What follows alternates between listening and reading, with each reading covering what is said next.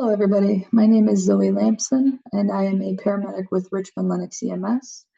I started out my career as an EMT in 2019, and I just obtained my paramedic license back in 2022. And I have dreams and aspirations of becoming an instructor coordinator, just like the rest of you. At my agency, we offer all of our continuing education credits in-house, and we do CPR classes for the community. We offer an EMT program. And my goal is to hopefully take over some of that training responsibility eventually at the agency. So today we're going to go over how to create a well-composed syllabus. I didn't really understand the importance of a syllabus until attending this class specifically. I had referenced syllabuses before in previous classes, but I never really realized how much effort actually goes into composing one well, as it is a big reference point for students. So with that, we're going to get right into it. So beginning with what actually is a syllabus. So a syllabus is defined as an outline of the subjects in a course of study or teaching. It is also the first contact that an instructor will have with their students and should be used to provide information relevant to the layout and content of the course. Common mistakes made when generating a syllabus. These are some things that we want to avoid. Things like confusing wording. By not thoroughly explaining each detail or properly wording your requirements, students can have difficulty understanding what is expected of them. By offering vague descriptions, the syllabus must be frank and to the point, otherwise the information provided can be misinterpreted or looked past. And by missing information, if your syllabus does not detail every expectation you have for your students, they will not know of or be required to adhere to any expectation that is not a part of your written syllabus. Benefits to having a well-formatted syllabus. So students can use it as a resource if they have questions of what is expected of them, if they need to reference the grading rubric that you set forth, any materials that will be required for each day of class, or any rules and regulations that you set forth for them. Teachers can assure that all criteria will be met for student development and progress, and they can also ascertain that students will meet their expectations in regards to behavior, preparedness, and understanding of what the course entails. And I'm going to move my head. There will not be any surprises or confusion pertaining to course rules, regulations, requirements, or expectations if you detail them properly. So establishing realistic boundaries and expectations. So in our course, we learned about Bloom's taxonomy and the SMART approach. So I found this really, really beneficial for when I was generating my syllabus. So as for specific, by clearly stating what is required of students, there will be less room for error in understanding components of your syllabus. Measurable, assessing knowledge and understanding to track progress, like considering a syllabus quiz or an entry-level quiz, kind of a pre-assessment. Attainable, ensure that your requirements can be achieved by students, that they aren't absurd or impossible to complete. Make sure they're within reach. Relevant, ascertain that your syllabus is applicable to the course. Make sure everything can pertain back to your course. And timely, make sure that your students are where they're supposed to be academically within certain timeframes. So we don't want to jump forward when a student is kind of falling behind. We want to make sure that everybody's at the same level and understands the same things.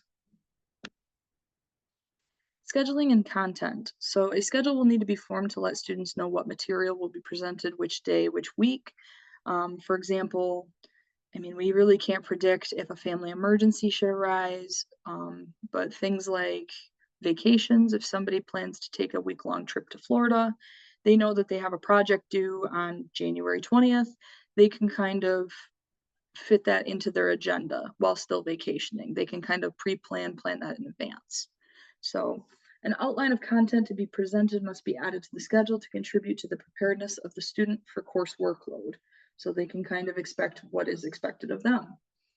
Post your due dates and expected testing dates to avoid confusion on assignment submissions. We don't want to have any questions of when something's due, because where there are questions with things like that, lots of confusion arises. Maybe students don't submit their things on time.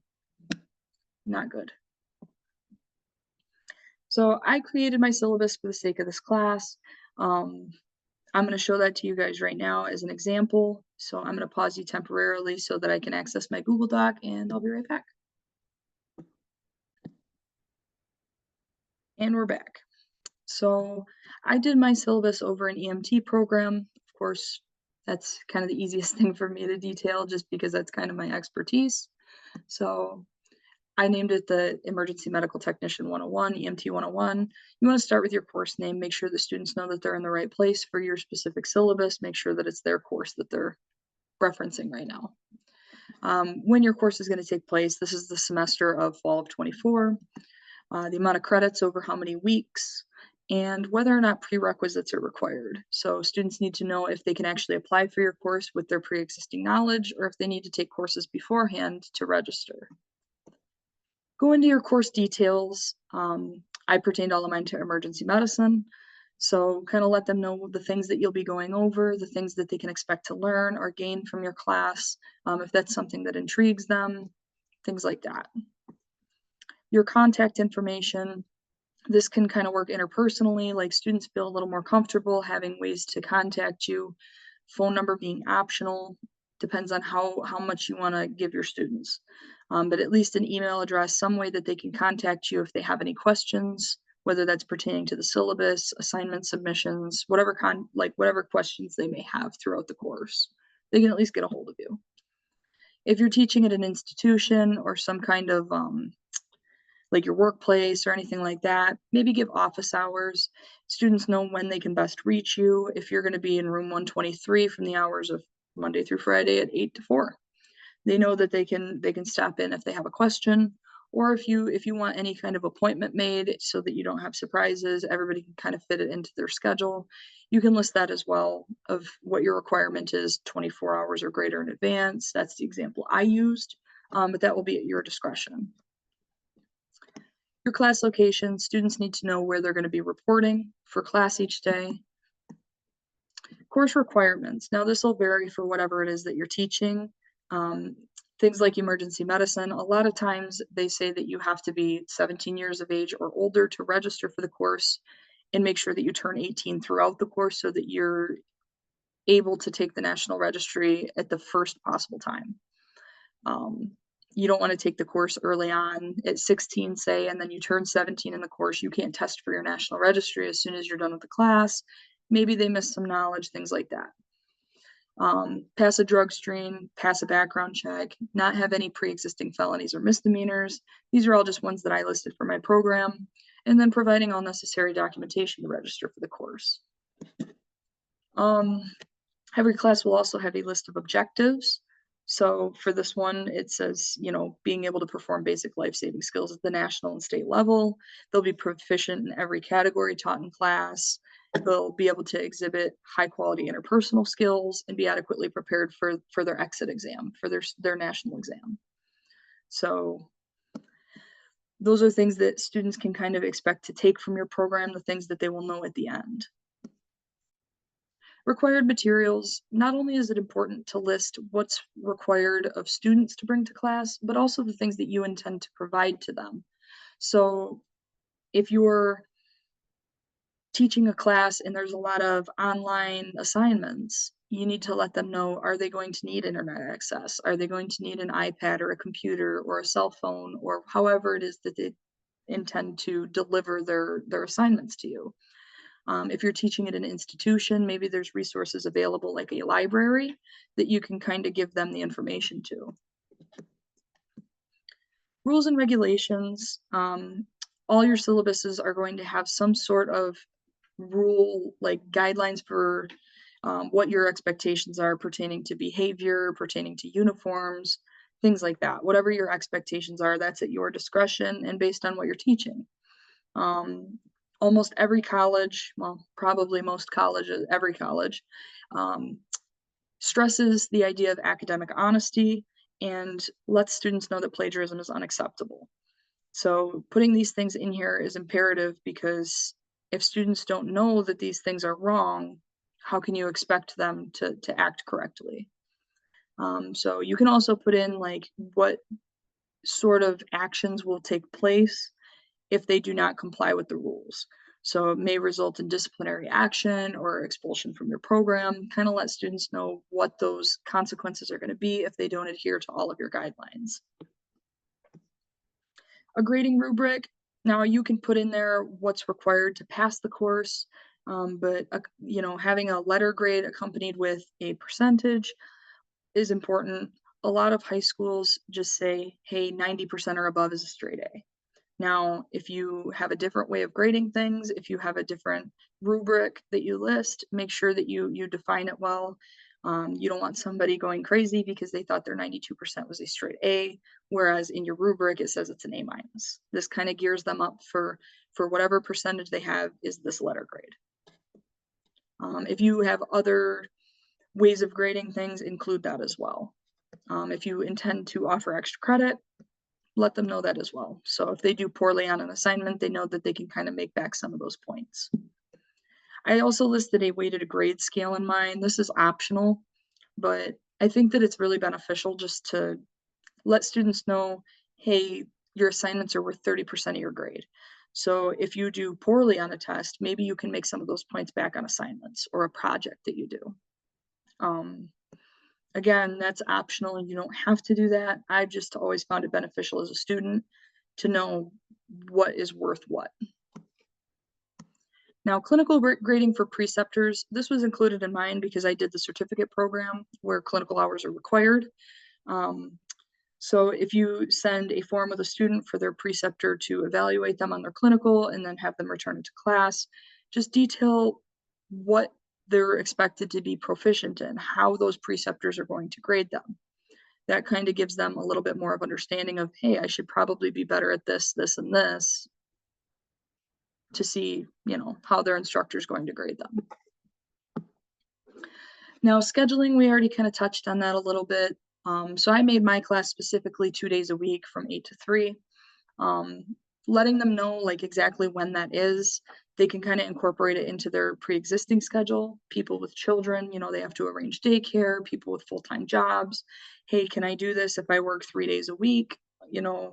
Just seeing if they can incorporate it into their schedule. You have to provide them with one. Now you don't have to, but I included how you're going to form your classes. So beginning your class with 30 minutes of discussion of past material, just to ensure adequate understanding and retention of information from previous classes. Students know that that's probably an opportunity to talk about past material if maybe it didn't click for them. And then just proceeding through what you'll give them for lunches and things of that nature.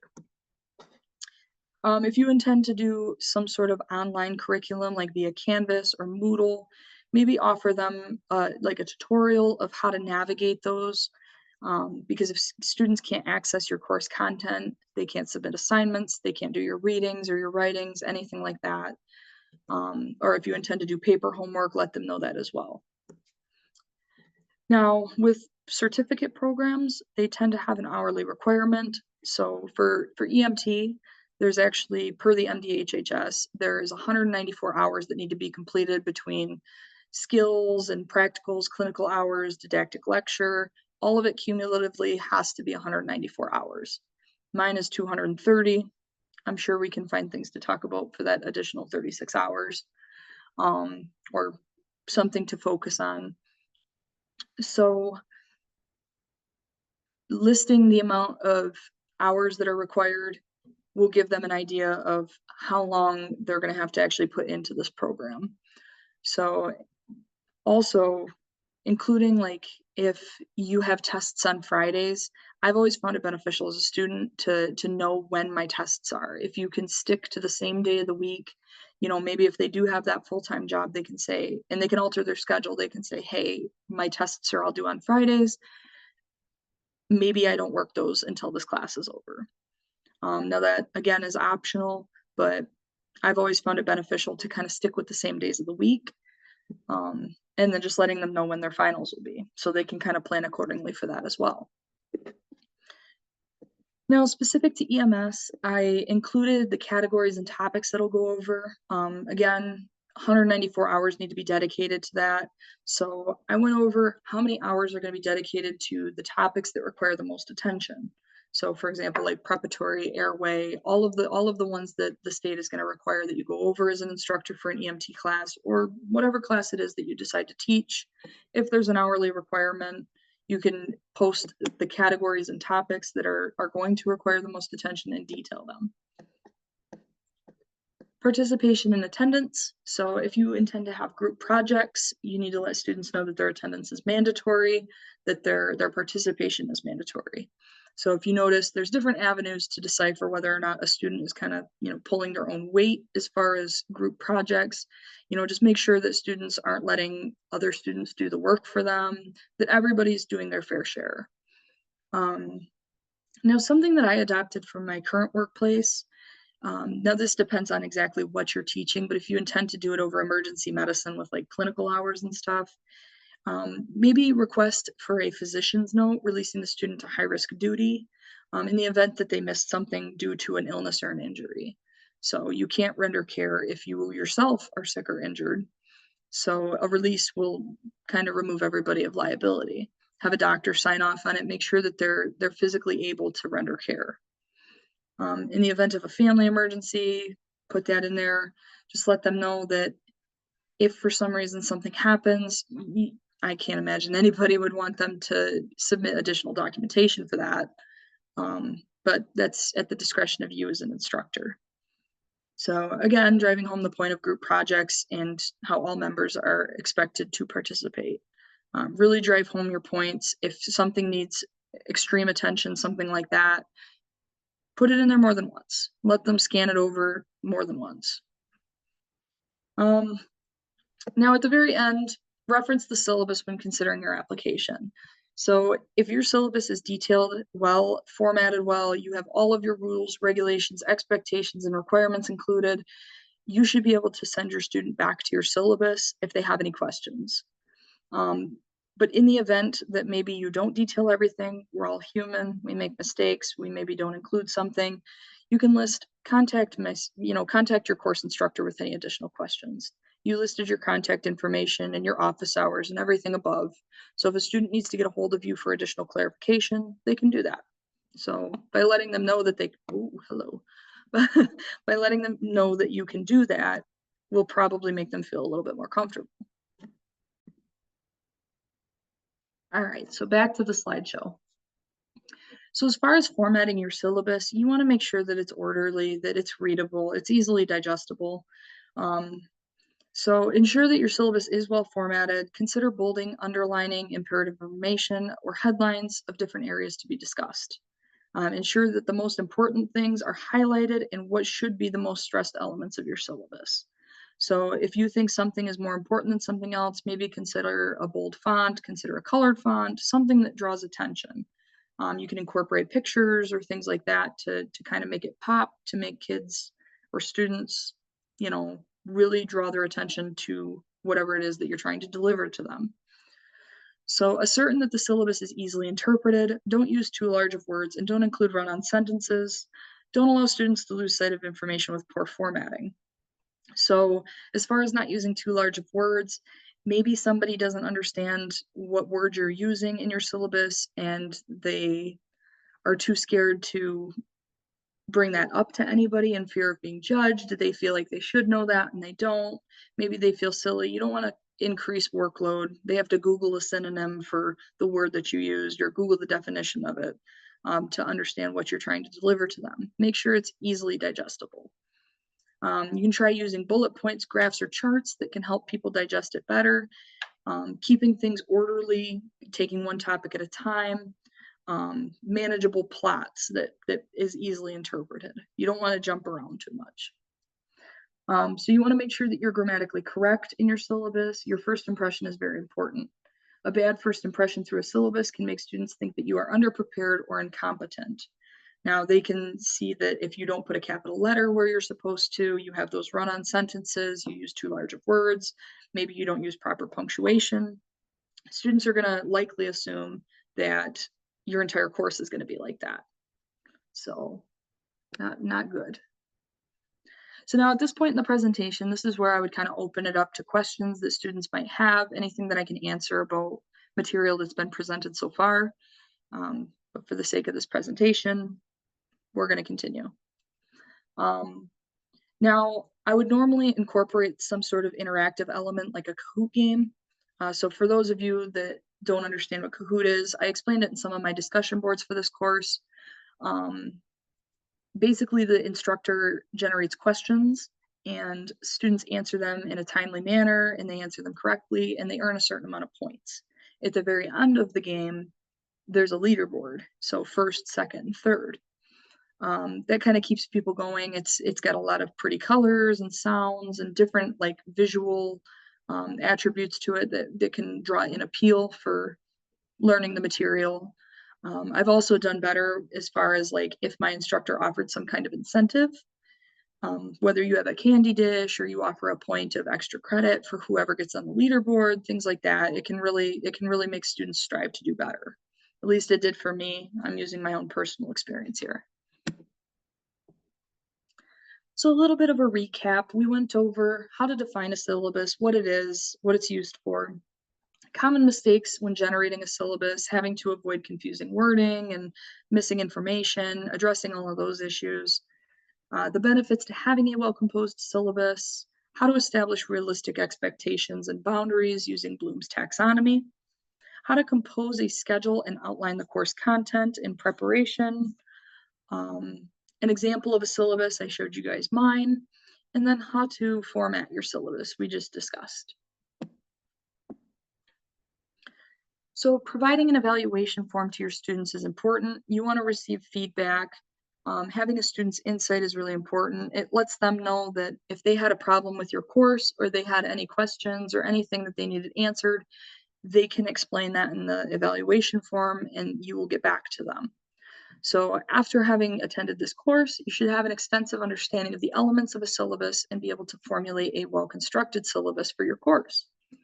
Now, including in your evaluation form, was clear, concise content provided? Was your instructor responsive to you?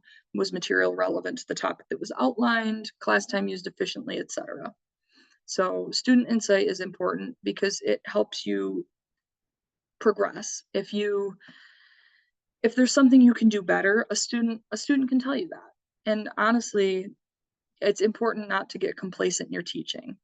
If a student tells you that you should do better in a certain aspect, maybe try it. And if everybody responds a little more positively, then you know that it was a good approach. It was a good snippet of information to have for next time.